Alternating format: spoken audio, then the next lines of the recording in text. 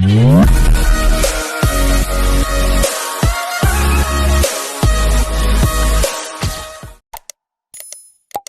आप cell diagram सीखने जा रहे हैं। ये सेल डायग्राम का काफी इंपॉर्टेंट रोल होता है आगे cell potential, EMF of cell और इलेक्ट्रोड पोटेंशियल निकालने में। तो आप सभी स्टूडेंट इस जनरल इलेक्ट्रोकेमिस्ट्री के फिगर को कुछ ही मिनट में सेल डायग्राम में कन्वर्ट करने का नॉलेज लेने जा रहे हैं। इसको स्टार्ट करने से पहले आपको कुछ नॉलेज रखना होगा। जैसा कि आपको इस फिगर से सारा कुछ कंप्लीट हो चुका है और आप अच्छे से समझ चुके हैं कि ये फिगर आपको इतना नॉलेज दे दिया है कि ये जिंक रड Zn4 के मोलर सॉल्यूशन में डूबा है और इसमें जिंक एटम आयन के फॉर्म में सॉल्यूशन में जाता है और यहाँ इस कॉपर हाफ सेल में कॉपर आयन सॉल्यूशन से एक्वस फॉर्म से सॉलिड फॉर्म में चेंज होता है। इस बात को आप दो तरह से समझ चुके हैं, एक बाय द फिगर और एक बाय केमिकल रिएक्शन। इस केमिकल रिएक्शन के माध्यम से भी आपको अच्छे से नॉलेज हो चुका है। सेल डायग्राम ऐसा है कि पूरे सेल रिएक्शन को भी अपने अंदर मतलब रख लेगा, पूरे कॉन्सेप्ट को एक्सप्लेन कर देगा और साथ साथ इस फिगर को भी समझा देगा। ये कैसे, तो आप इसके लिए ध्यान बनाए रखिए। अब ये सेल डायग्राम बहुत ही आसान होने वाला है आपके लिए और अच्छे से आप समझ सकते हैं। देखिए, बस जो ये बता रहा है उसको एक्सप्लेन करना है। तो आपको क्या बता रहा है ये कि zinc atom first half cell में जिंक एटम जो कि सॉलिड फॉर्म में था वो आयन में कन्वर्ट हुआ, आयन में कन्वर्ट होकर कहाँ गया, एक्वस सॉल्यूशन में। ये फर्स्ट हाफ सेल में यही काम हुआ जो आपने लिखा।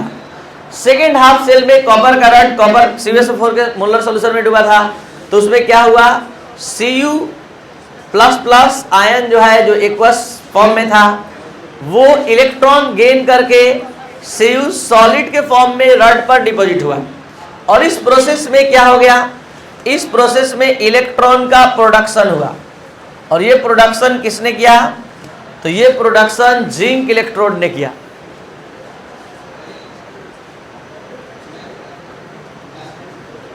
जिंक इलेक्ट्रोड ने किया और ये इलेक्ट्रॉन का फ्लो जिंक से कॉपर हाफ सेल पर हुआ, कॉपर हाफ सेल की ओर। और ये इलेक्ट्रॉन का फ्लो यहां दिखाया गया है, जिंक से ये प्रोड्यूस हुआ इलेक्ट्रॉन कॉपर इलेक्ट्रोड पर पहुंचता है। यहां पर लॉस को दिखाया गया, यहां गेन को। यहां ये बताया गया कि जिंक एटम आयन में कन्वर्ट हुआ, जो एटम के स्टेट से आयनिक स्टेट में चेंज हुआ और यहाँ आयन जो है वो आयन से एटम में कन्वर्ट हुआ सॉलिड फॉर्म में।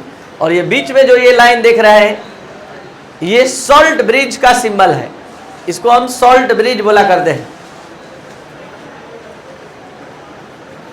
ये सॉल्ट ब्रिज है। ये सॉल्ट ब्रिज में क्या क्या है, तो अगर प्लस KCl इसको रिप्रेजेंट करता है। ये हाफ सेल बताता है कि ये ऑक्सीडेशन हाफ सेल है।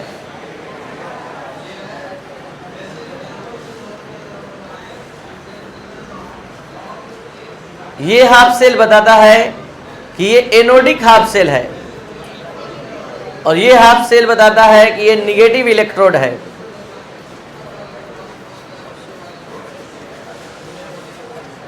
और ये रिडक्शन हाफ सेल है।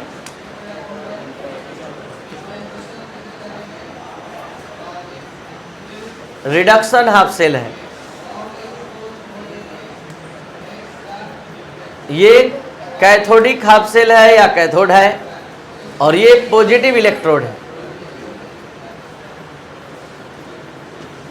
तो आज के बाद दो हाफ सेल से जब भी इलेक्ट्रोकेमिकल सेल बनाया जाएगा आप चार बातों का अच्छे से या तीन बातों का अच्छे से ध्यान देंगे। वो तीन बात कौन कौन सा है, सबसे पहला लेफ्ट में जो होता है वो हमेशा ऑक्सीडेशन हाफ सेल होता है, वो हमेशा एनोड की तरह बिहेव करता है और वो हमेशा निगेटिव इलेक्ट्रोड होता है। यानी एक कोडवर्ड बन गया लोन। तो आप इस लोन वर्ड को याद रखेंगे। इलेक्ट्रोकेमिस्ट्री के दुनिया में लेफ्ट में रहने वाला हाफ सेल हमेशा ऑक्सीडेशन हाफ सेल होता है, वो एनोड बन के आता है और वो निगेटिव इलेक्ट्रोड होता है। अगर ये याद हो गया तो राइट में जो आएगा वो रिडक्शन हाफ सेल होगा, वो कैथोड होगा और वो पॉजिटिव इलेक्ट्रोड होगा। अब इसका फायदा आपको इलेक्ट्रोकेमिकल सीरीज में दिखेगा अगर आपको लोन कोड वर्ड याद रहे तो। अगर ये डिसीजन कैसे लिया जाता है कि कौन एनोड बनेगा कौन कैथोड, ये समझाएगा इलेक्ट्रोकेमिकल सीरीज, जो एसआरपी स्टैंडर्ड रिडक्शन पोटेंशियल और स्टैंडर्ड ऑक्सीडेशन पोटेंशियल के माध्यम से आपको कॉन्सेप्ट प्रोवाइड करेगा। तो आप जान पाएंगे कि दो इलेक्ट्रोड आपको दे दिया जाए तो कौन एनोड बनने लायक है कौन कैथोड, पूरा प्रूफ के साथ।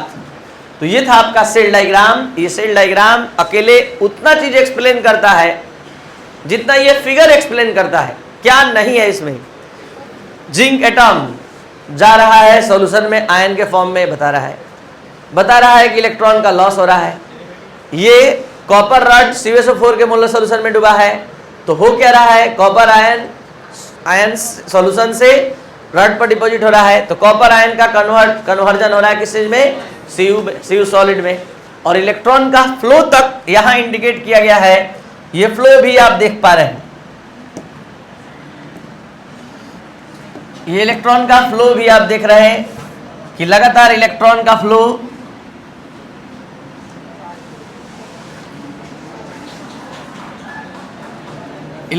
फ्लो यहां पर देखने के लिए मिल रहा है।